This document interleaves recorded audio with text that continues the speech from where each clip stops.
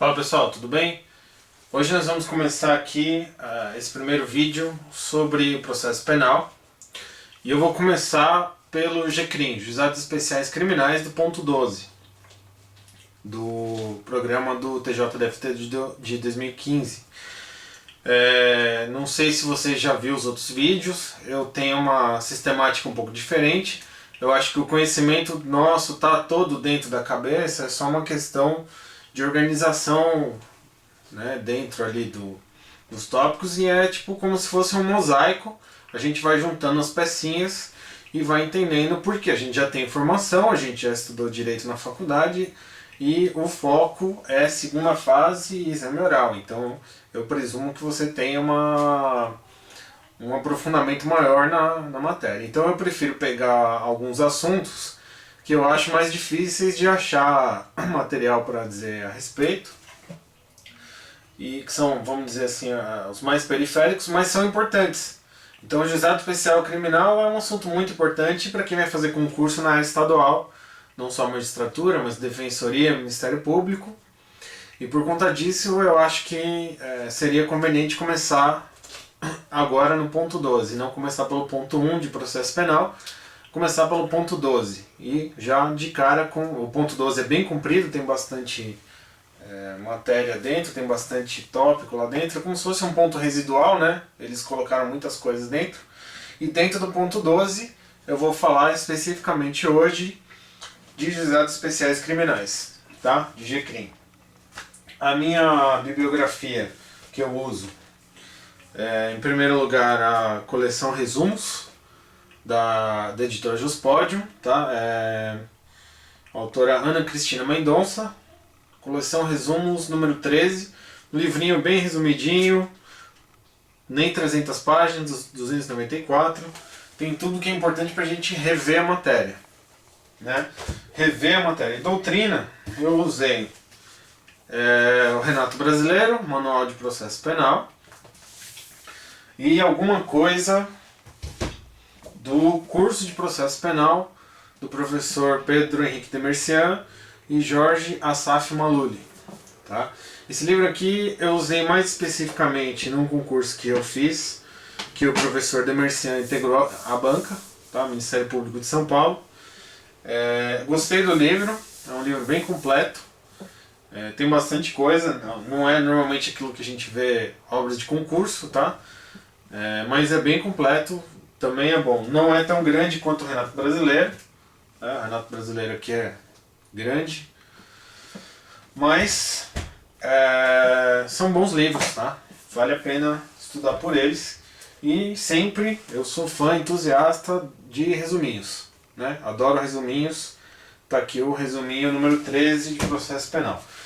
Bom, vamos começar a falar sobre juizados especiais criminais. Primeira coisa, para você começar a fazer uma dissertação, para elaborar uma resposta, tem que começar com o artigo 98 da Constituição, 98.1. O que diz? A União, no Distrito Federal e os Estados criarão juizados especiais, providos por juízes togados ou togados e leigos, competentes para conciliação, julgamento e execução das causas cíveis de menor complexidade e infrações penais de menor potencial ofensivo, mediante procedimentos oral e sumaríssimo, permitidos, nas hipóteses previstas em lei, a transação e o julgamento de recursos por turma de juízes de primeiro grau. Aqui a gente já pega o que é mais importante na parte penal, é a transação. Na parte civil também, mas o que nosso foco agora é a parte penal. Transação. Isso significa que há uma mudança da jurisdição para a chamada jurisdição de consenso. Passa daquela tipo de jurisdição conflituosa, contenciosa, e passa para a jurisdição de consenso. E isso no processo penal é uma forma, uma evolução, uma nova forma de pensar o processo penal, por conta da indisponibilidade do processo penal, da indisponibilidade da denúncia. O Ministério Público tem a obrigação de fazer a denúncia, e agora, no Juizado Especial Criminal, a Constituição já está autorizando o Ministério Público, o querelante, enfim, a transacionar, a fazer uma jurisdição de consenso. Tá? Lembrar sempre do oferecimento da denúncia conforme a conveniência, oportunidade, discricionariedade regrada, disponibilidade, algumas palavras-chave para você jogar na sua dissertação. E o que mais que a gente tem de importante aqui na Constituição, que a gente consegue perceber? O uso de medidas despenalizadoras. Tá? A intenção foi diminuir a quantidade de processos, evitar a prescrição, fazer com que a coisa funcione mais rápido, tá? E evitando um volume muito grande de processos e um volume de penas a serem aplicadas. Então foram adotadas medidas despenalizadoras. Quais são? Composição dos danos civis, tá? Que vai acarretar a renúncia ao direito de queixa ou representação, a transação penal, que evita a instauração do processo, a representação na lesão corporal leve e culposa, tá? Que vai gerar a extinção da punibilidade, e a suspensão condicional do processo, também chamado de sursi processual, que gera a extinção da punibilidade após o período de prova. Tá? Além disso, ainda tem uma medida descaracterizadora, que é a assinatura do termo de compromisso, do termo de comparecimento, né, o compromisso de comparecimento, em que não se imporá a prisão em flagrante nem se exigirá fiança para aquele que assinar o TC. Tá? Havia uma certa discussão com relação à constitucionalidade da transação penal. Por quê? Porque a lei fala em aplicação de pena restritiva de direito sem contraditório, sem processo. E isso violaria o preceito lá bem antigo de que não há pena sem processo. Né? Como que vai existir uma pena restritiva de direito se não há instauração de processo? Isso seria inconstitucional na visão de alguns. Esse tema já foi discutido pela STF em repercussão geral, tema 187, recurso extraordinário 795.567, foi decidido o seguinte: as consequências jurídicas extrapenais previstas no artigo 91 do Código Penal são decorrentes de sentença penal condenatória. Tal não ocorre, portanto, quando há transação penal, cuja sentença é meramente homologatória, sem qualquer juízo sobre a responsabilidade criminal do aceitante. As consequências geradas pela transação penal são essencialmente aquelas estipuladas por modo consensual no respectivo instrumento de acordo. Ou seja, o que o STF está dizendo é que a aplicação dessas medidas, que a lei fala de penas restritivas de direito, a aplicação das PRDs, na verdade não é uma pena, não é uma medida consensual. Houve um acordo em que a pessoa se compromete a fazer tal serviço, a prestar tal serviço à comunidade, a fazer tal coisa, e isso, embora o Código Penal caracterize isso como pena restritiva de direito, na verdade isso é uma medida consensual, feita com base no acordo. Então não é uma aplicação de pena, não tem as consequências do Código Penal, não incide o artigo 91 do Código Penal, porque é fruto do consenso. Tá? E assim o STF afastou essa teoria da inconstitucionalidade da aplicação de PRD sem processo. A respeito disso, a gente ainda pode citar a súmula vinculante 35, que diz: a homologação da transação penal prevista no artigo 76 da Lei 9.099 de 95 não faz coisa julgada material, e descumpridas as suas cláusulas, retoma-se a situação anterior, possibilitando-se ao Ministério Público a continuidade da persecução penal mediante oferecimento de denúncia e requisição de inquérito policial. Por quê? Porque não é pena, é uma medida consensual. Se você pode voltar ao status anterior e prosseguir no processo que vai culminar com a aplicação de pena, é porque aquela transação não era pena. Então você pode ainda utilizar essa súmula vinculante como argumento. Tá? Princípios do GCRIM agora, quais são? Oralidade, simplicidade, informalidade, economia processual e celeridade processual.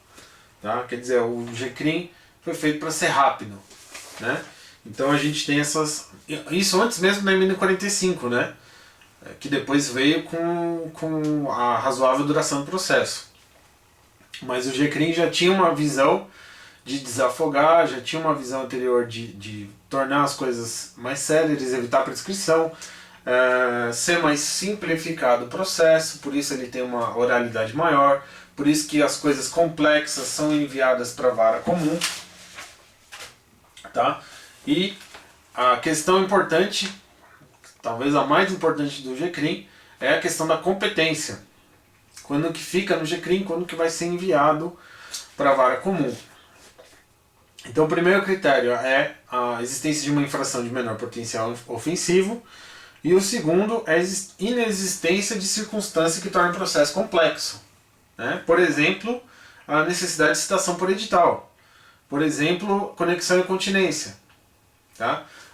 Ficou muito complexo, vara comum. A infração não é de menor potencial ofensivo, vara comum. Tá?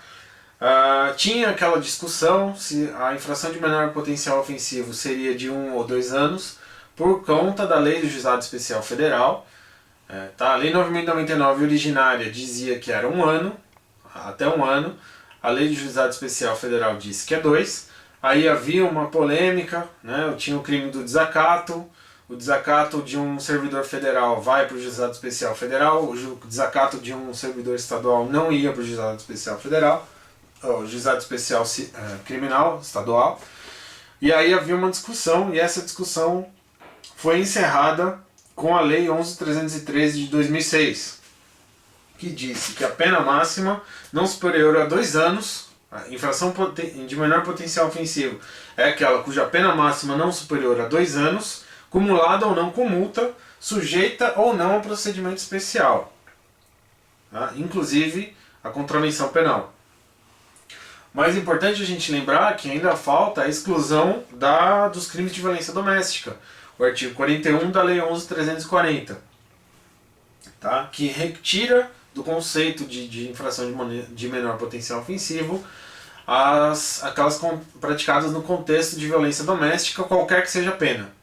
Tá? Não se aplica a Lei 9.099 para os crimes praticados, crimes e contravenções praticados no âmbito de violência doméstica. Tá?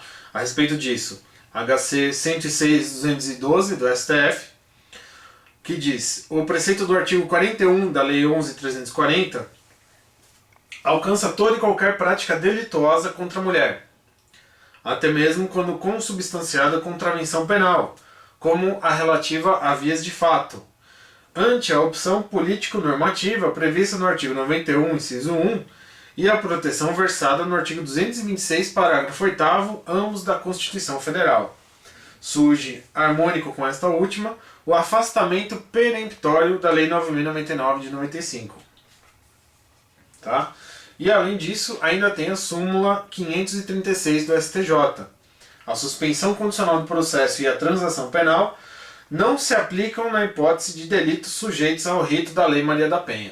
Tá? Então, tranquilo, a Lei Maria da Penha não se aplica. E o Estatuto do Idoso? Também é outra polêmica. O artigo 94 da Lei 10.741, o Estatuto do Idoso, diz o seguinte: aplica-se a Lei 9.099 aos crimes previstos nesta lei cuja pena máxima não ultrapasse 4 anos. Aí havia uma certa discussão. Virou 4 anos, continua 2, você vai aplicar os benefícios despenalizantes para o agressor contra o idoso, né? Aí o que o STF entendeu, foi na ADI 3096, 3096. O artigo 94 deve ser interpretado em favor do idoso vítima dos crimes. A celeridade do rito abreviado não dá acesso aos institutos despenalizadores. Tá? Então o que o STF entendeu é que se aplica apenas o rito da Lei 9.099. Não vai se aplicar os institutos despenalizadores. Tá? Isso na pena até 4 anos. Outra questão importante, foro por prerrogativa. Um determinado deputado federal praticou um crime de menor potencial ofensivo. Como que vai ser julgado esse caso? O tribunal que detém a competência por conta dessa prerrogativa de foro mantém a sua competência, mas aplica o rito da Lei 9.099, sem nenhum problema. Tá? No caso de conexão e continência, você tem duas teses. Tá? A primeira, minoritária, é que o artigo 98 da Constituição determina uma competência absoluta dos juizados. E aí, por isso, você teria que separar os processos. Haveria, então, no caso de conexão, no caso de dois crimes conexos, por exemplo, haveria uma separação de processos. Aquele que tem o rito da Lei 9.099 segue para o juizado, aquele que não tem segue na vara comum. Essa é a primeira posição minoritária. A segunda posição, ela foi a posição adotada pela Lei 11.313, que determinou o respeito às regras de conexão e continência. Né? Então você aplica as regras do CPP, manda para a vara do crime mais grave, conforme a conexão e continência, né? E aí lá você aplica os institutos despenalizantes, você aplica o rito da 9.099, né? Não, melhor dizendo, só os institutos despenalizadores, né? E aí você, naquele contexto da vara comum, aplica o comando do artigo 98, inciso 1. Tá? E aí, para quem entende que isso é constitucional, há, no caso, uma competência relativa que pode ser modificada, portanto. Tá? Então, pode ser mandado para a vara comum sem nenhum problema. A mesma coisa acontece na hipótese de desclassificação, né? Quando houver mutatio libelli ou emendatio libelli, né? O juiz vai abrir para os institutos despenalizantes. Por exemplo, havia um processo que estava sendo julgado por um determinado delito e surgiu uma prova que fez com que houvesse a desclassificação para um delito menos grave e que foi constatado que esse delito tinha uma pena, era uma infração de menor potencial ofensivo, tinha uma pena de menor de 2 anos. Aí o juiz tem que abrir para a aplicação dos institutos despenalizantes, aplicar a possibilidade de transação, né? Enfim. A esse respeito, a súmula 337 da STJ. É cabível a suspensão condicional do processo na desclassificação do crime e na procedência parcial da pretensão punitiva. Tá? Quando houver concurso de crimes, no concurso de crimes, a pena considerada para a fixação tem que ser o resultado da soma do concurso de crimes, que não pode ser superior a 2 anos. Esse é o entendimento do STJ no HC 143.500 e no HC 082.258. Tá? No concurso de crimes, a pena considerada para a fixação da competência no juizado especial criminal será o resultado da soma, no caso de concurso material, ou da exasperação, na hipótese de concurso formal ou crime continuado, das penas máximas combinadas ao delito. Ou seja, você tem que somar todas as penas máximas e se chegar no limite se não bater o limite de 2 anos, aí se admite o juizado especial. Se não, não. Também no mesmo sentido, a súmula 723 do STF. Não se admite a suspensão condicional do processo no crime continuado se a soma for no mínimo um sexto superior a 1 ano. Tá? Isso significa que tanto para a suspensão condicional do processo, a gente pode adotar isso para todas as medidas despenalizadoras, inclusive a transação penal, né? Embora a súmula 723 diga somente a suspensão condicional, mas é também aplicável. Por outro lado, o enunciado 120 do FONAGE diz que a soma de cada um pode passar de 2 anos, desde que cada um isoladamente não ultrapasse, tá? Em sentido contrário ao STF e ao STJ, né? Com relação à competência territorial, o local da infração, artigo 63 da Lei 9.099, e apesar da redação meio dúbia, prevalece o entendimento de que é o critério da ubiquidade. Tá, vou falar um pouco agora do termo circunstanciado, que substitui o auto de prisão em flagrante, substitui o inquérito policial. A questão polêmica aqui é a lavratura do termo circunstanciado pela polícia militar, né? Seria um ato privativo do delegado de polícia, da polícia civil, da polícia federal, ou a polícia militar pode lavrar esse TC, né? Predomina o entendimento de que somente a polícia judiciária, somente a polícia civil e a polícia federal e a polícia militar não pode lavrar o TC. Mas é importante a gente lembrar que os vícios do inquérito policial não contaminam a ação penal. E a expressão autoridade policial, na visão de alguns doutrinadores, significa todos os órgãos de segurança pública previstos no artigo 144, não só a polícia judiciária. Por isso, seria admissível a lavratura do TC pela polícia militar, né? E também a questão dos vícios, né? Se não houver nulidade, não há prejuízo. Se a própria polícia militar lavrou o termo, mas não teve nenhuma nulidade, não tem por que não aceitar, né? Bom, vamos falar agora sobre o rito, especificamente o rito sumaríssimo da Lei 9.099. Ele vai começar com uma fase preliminar que tenta a conciliação, tá? Começa com a composição dos danos civis, a tentativa de composição dos danos civis.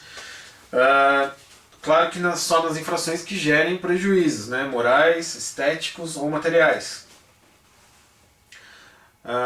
Celebrado o acordo, nos crimes de ação penal privada, vai ocorrer a renúncia ao direito de queixa.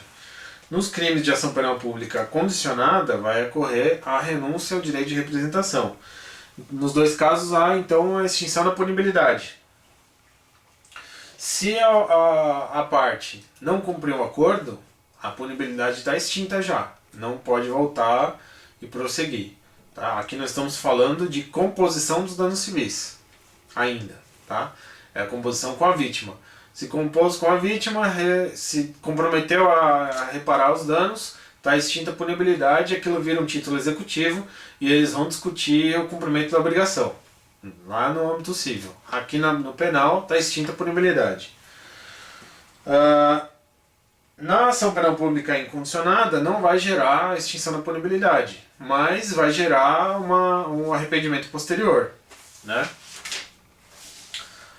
Em seguida, não feita a celebração do acordo, não atingiu o consenso, é a fase de oferecimento da representação, ou da queixa, né? Essa representação já pode ter sido oferecida, tá? Ou não. Tem uma questão em que alguns doutrinadores dizem que o momento é esse, mas tem outros que lembram que o momento não pode ser esse, porque senão pode ocorrer prescrição. Tá? Às vezes entre o tempo da audiência, a lavratura do TC e a audiência pode ter ocorrido mais de 6 meses, ocorreu a decadência, melhor dizendo, eu falei prescrição, mas é decadência. Tá? E tem a questão da jurisprudência, que vem admitindo, vem crescendo essa jurisprudência nos nossos tribunais, de que a mera informação às autoridades de que houve um determinado delito já é suficiente para considerar aquilo como uma representação. Ou seja, tem uma informalidade muito grande na forma de representação. Tá? Só o fato de desejar que o Estado inicie a persecução penal através da notícia crimes, através da delatio crimes, já tem a representação. Então, por ela ser informal, o Estado já pode prosseguir. Tá? Em seguida, vem a transação penal. Aqui é um acordo entre o MP e querelante, o titular da ação penal, e o autor do fato. Tá? Aqui pode haver aquela aplicação da pena restritiva de direito, que não é bem pena. Tá? Quais são os requisitos? Não ter sido o autor da infração condenado por crime a pena privativa de liberdade por sentença definitiva, quer dizer, exige trânsito em julgado, mas a gente tem que lembrar que a lei não usou o termo reincidência, embora pudesse ter usado, mas não usou a reincidência, então a gente percebe que é algo um pouco diferente de reincidência. Tá? não ter sido condenado à pena privativa de liberdade por sentença definitiva. Tem uma diferença da reincidência. A reincidência tem o prazo depurador, a reincidência tem aquela questão de não poder retroagir, enfim. A reincidência é um pouco diferente, então cuidado. Não ter sido agente beneficiado nos últimos 5 anos com transação penal. Ele não pode ter usado esse benefício mais de uma vez em 5 anos. Os antecedentes, a conduta social, a personalidade do agente, motivo e circunstâncias do delito favoráveis. Quase o artigo 59 do Código Penal. Pode ser nos crimes de ação penal pública, condicionada e incondicionada, ou na ação penal privada. Isso não é problema. E no caso de crimes ambientais, exige-se a reparação do dano ambiental. Se não tiver a reparação, salvo a impossibilidade de reparar, né? Se não houver essa reparação, não há transação penal. Tá? Procedimento da transação agora. Primeiro, ela é formulada pelo titular da ação penal. O juiz não pode agir de ofício aqui nesse caso, ele tem que aguardar o titular da ação penal se manifestar. E no caso do MP, se o MP não se manifesta, aplica-se o artigo 28 do CPP, por analogia. Tá? A respeito disso, tem a súmula 696 do STF, tá? Que também trata da suspensão condicional do processo, mas também dá para aplicar na transação. No caso do ofendido, se ele não oferecer a transação, ocorre prosseguimento do feito, normal. Tá? A proposta de transação deve especificar quais as medidas que serão cumpridas, quais as medidas que são tomadas. Tá? A defesa técnica aprecia essas medidas e prevalece a opinião do acusado e não do defensor. Então há uma certa inversão aqui da súmula 705 do STF, né, que diz que predomina, no caso de recurso, predomina a intenção do defensor. Tá? Aqui prevalece do acusado. Lembrando que é uma decisão homologatória, vem em seguida, né? O juiz vai tomar uma decisão, vai homologar essa transação penal, lembrado da súmula vinculante 35, que nós falamos agora há pouco. E por ser uma decisão homologatória, o entendimento predominante é que o recurso contra essa decisão é a apelação. É uma decisão interlocutória mista, não terminativa, contra ela cabe a apelação. Tá? Então agora, vamos supor que não havendo a transação, o procedimento vai seguir e vai começar na fase judicial. Então vamos tratar especificamente dessa fase. Não alcançada a composição civil nem a transação, começa a fase judicial. O MP, o querelante, pode adotar as seguintes posturas. Ele pode requisitar diligências, pode pedir para encaminhar para o juízo comum, quando a causa for complexa, pode pedir arquivamento, pode pedir para declinar da competência, suscitar conflito e oferecer a denúncia ou queixa. Tá? Com o oferecimento da denúncia ou queixa, que pode ser oral, inclusive, né, pelo procedimento da oralidade, tem que depositar o rol de testemunhas, e há uma certa divergência com relação à quantidade de testemunhas. Tá? Segundo o professor Renato Brasileiro, são 3 testemunhas, por analogia ao juizado especial cível.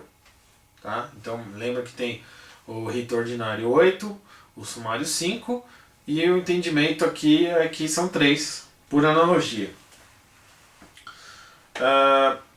Não é obrigatório juntado do exame de corpo de delito, tá? Quando a materialidade estiver aferida por boletim médico ou outra prova equivalente.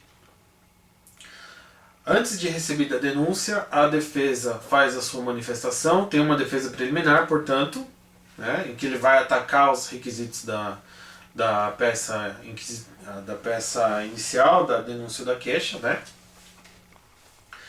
E aí o juiz vai rejeitar ou receber. Se o juiz rejeitar, o recurso contra esse ato é a apelação do artigo 82 da Lei 9.099. Tomar cuidado porque não é o rese do artigo 395 CPP. Tá? Se ele receber a denúncia, interrompe a prescrição e o juiz determina a citação. Após a citação do acusado, que tem que ser pessoal, tá? Lembrar, não pode ser por edital. Ele é cientificado da audiência de instrução e julgamento. E há a resposta à acusação, tá? Há uma certa polêmica se essa resposta à acusação é mesmo necessária ou não, tá? Alguns autores entendem que não, Renato Brasileiro entende que não. Não é necessário, não é obrigatório, tá? Tem as hipóteses de absolvição sumária, nós não vamos aprofundar aqui, mas o juiz pode absolver sumariamente. E aí vai ser realizada a audiência de instrução e julgamento, e em seguida a sentença. Tá? A sentença também é simplificada, não tem o relatório, né? Tem toda uma informalidade maior na sentença. Tá? Então vamos falar agora sobre o sistema recursal. Tá? Tem uma turma recursal de 3 juízes togados e essa turma é composta então de 3 juízes de primeiro grau, tá? Eles podem ser de primeiro grau, mas tem que ser togados, tá? Quando vai caber a apelação? Apelação no caso de recebimento de denúncia ou queixa, no caso de sentença ou na decisão homologatória da transação penal. As peculiaridades dessa apelação é que ela tem um prazo de 10 dias, ao invés de 5, e somente se admite por petição escrita, não por termo nos autos. Né? Curioso. E as razões têm que ser oferecidas junto com a apelação. Não é como a sistemática do CPP, em que as razões podem ir depois. Na 9.099, as razões têm que ser juntas. Embargos de declaração podem ser oferecidos por escrito ou oralmente, no prazo de 5 dias da data da ciência da decisão. Recurso extraordinário é admitido no sistema do juizado, mas somente em fase de decisão colegiada do GCRIM. Tá? Na monocrática não cabe. HCMS, aqui importante a súmula 690 do STF, compete originariamente ao STF o julgamento de habeas corpus contra a decisão de turma do GCRIM. Tá? Só que essa súmula 690 já está superada. E essa foi a conclusão que chegou ao STF no HC 86834-7 de São Paulo. O STF entendeu que a competência do habeas corpus é do Tribunal de Justiça ou do TRF. Tá? Com relação ao STJ, não cabe o recurso especial, mas cabe reclamação, ou cabia. Né? Era possível a reclamação contra a jurisprudência dominante do STJ. Aí a resolução número 3 de 2016 do STJ fixou o seguinte: compete ao Tribunal de Justiça dirimir as divergências entre a turma recursal e a jurisprudência do STJ. Então a reclamação não vai ser mais dirigida ao STJ, mas ao Tribunal de Justiça. Tá? Por último, para a gente terminar aqui, estamos terminando, a suspensão condicional do processo, a última medida despenalizadora. Artigo 89 da Lei 9.099. O processo fica suspenso por um período de prova de 2 a 4 anos. E quais são os requisitos? Primeiro que a pena mínima tem que ser de 1 ano ou menor, né? Menor que 1 ano. Abrangida ou não pela Lei 9.099. Então a pena máxima pode ser superior a 2. Né? E aí o juiz, na vara comum, vai abrir a possibilidade do sursi processual, mesmo no artigo, aplicando o artigo 89 fora do juizado. Tá? Sempre excluindo a Lei Maria da Penha. Né? Quando houver causa de aumento, qualificadora, enfim, a que menos aumente. Né? Se tiver 2 qualificadoras, né, por exemplo, a que menos aumente até 1 ano, não pode passar de 1 ano. Tá? Outro requisito: não estar sendo processado ou não ter sido condenado anteriormente. E os demais requisitos da suspensão condicional da pena do artigo 77 do Código Penal, que é não ser reincidente em crime doloso, circunstâncias judiciais favoráveis, o artigo 59, e não seja indicada ou cabível a substituição pelo artigo 44, PRD. Tá? Como que vai ser proposta a suspensão condicional? Tem uma natureza consensual, tá? O juiz não participa, só homologa. O Ministério Público propõe. Aplica-se aqui o artigo 28 do CPP, por força da súmula 696 do STF, já falamos. Se eu for uma ação penal privada, o querelante, se ele não oferecer, o processo continua. Se houver desclassificação, o magistrado abre para a proposta. A aceitação da proposta é irretratável e o magistrado recebe a peça acusatória, suspende o processo, submete ao período de prova, de 2 a 4 anos, e estabelece as condições para o cumprimento. Primeiro, a reparação do dano, a proibição de frequentar certos lugares, proibição de se ausentar da comarca sem autorização e o comparecimento mensal ao juízo para justificar suas atividades. Tá? Durante a suspensão não corre prescrição. A suspensão condicional vai ser revogada quando? Primeiro, obrigatório será a revogação se o acusado vier a ser processado por outro crime. Tá? É obrigatória a revogação da suspensão. Também é obrigatória se ele não reparar o dano, salvo impossibilidade. Né? Pode ser econômica, inclusive. E a revogação vai ser facultativa se o acusado vier a ser processado por contravenção ou descumprir qualquer outra das condições. Aí é facultativo, o juiz decide a respeito disso. Tá? E ainda, com relação ao descumprimento das condições, teve uma questão importante que o STJ julgou no começo do ano, de 2016, foi o RESP 1498034 do Rio Grande do Sul, foi um recurso repetitivo, e ficou fixado que o descumprimento das condições após o período de prova permite que o benefício seja revogado. Então, por exemplo, houve um período de prova de 2 anos, foi fixado 2 anos. Nesse período de 2 anos, o réu, o acusado, enfim, atendeu todas as condições necessárias. Terminou o prazo de 2 anos, o processo foi à conclusão. E aí, um mês depois desse período de prova, o juiz pediu a folha de antecedentes para ver se houve cumprimento e ficou caracterizado o descumprimento das obrigações 1 semana depois do período de prova. Né? Aí o juiz entendeu que era o caso de revogação obrigatória do período do sursi processual. Aí a defesa alegou que estava fora do período de prova. Né? Foi depois. Né? Durante aquele período ele conseguiu. O STJ decidiu que não importa. Por quê?